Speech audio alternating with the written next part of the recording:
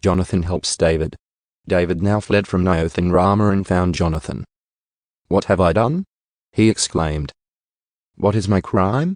How have I offended your father that he is so determined to kill me?" "That's not true," Jonathan protested. "You're not going to die. He always tells me everything he's going to do, even the little things. I know my father wouldn't hide something like this from me. It just isn't so." Then David took an oath before Jonathan and said, "Your father knows perfectly well about our friendship, so he has said to himself, 'I won't tell Jonathan. Why should I hurt him? But I swear to you that I'm only a step away from death. I swear it by the Lord and by your own soul.' Tell me what I can do to help you," Jonathan exclaimed. David replied, "Tomorrow we celebrate the new moon festival. I've always eaten with the king on this occasion, but tomorrow I'll hide in the field and stay there until the evening of the third day.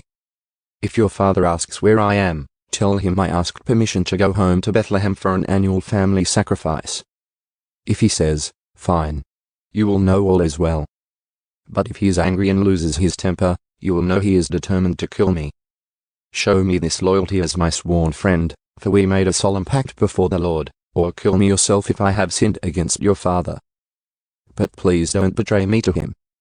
"Never," Jonathan exclaimed. "You know that if I had the slightest notion my father was planning to kill you, I would tell you at once."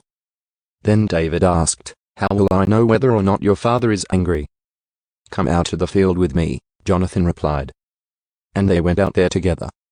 Then Jonathan told David, "I promise by the Lord, the God of Israel, that by this time tomorrow, or the next day at the latest, I will talk to my father and let you know at once how he feels about you. If he speaks favorably about you, I will let you know. But if he is angry and wants you killed, may the Lord strike me and even kill me if I don't warn you so you can escape and live. May the Lord be with you as he used to be with my father.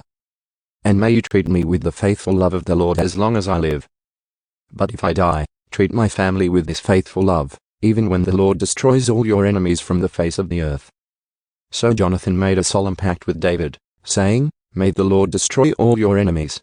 And Jonathan made David reaffirm his vow of friendship again. For Jonathan loved David as he loved himself. Then Jonathan said, "Tomorrow we celebrate the new moon festival.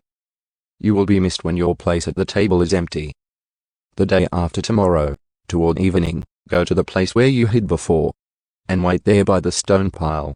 I will come out and shoot 3 arrows to the side of the stone pile as though I were shooting at a target.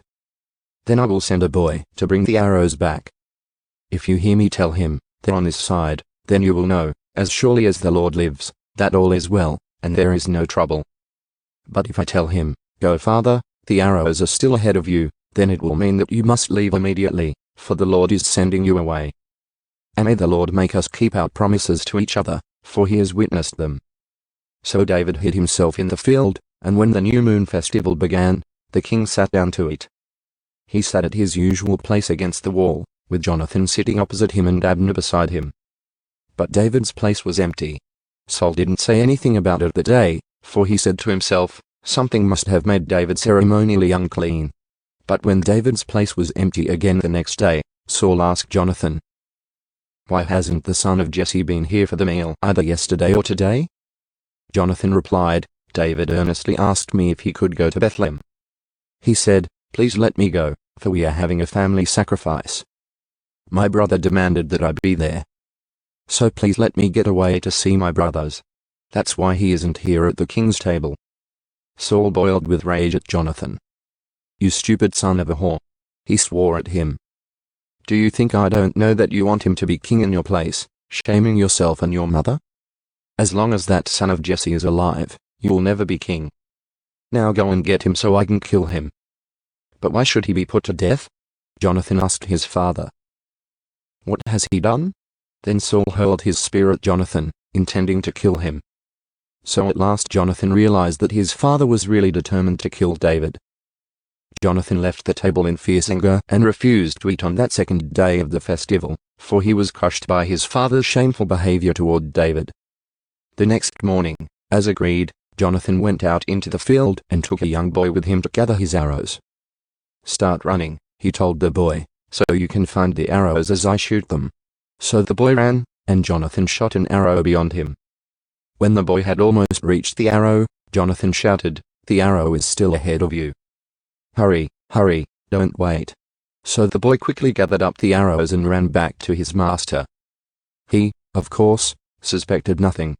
Only Jonathan and David understood the signal.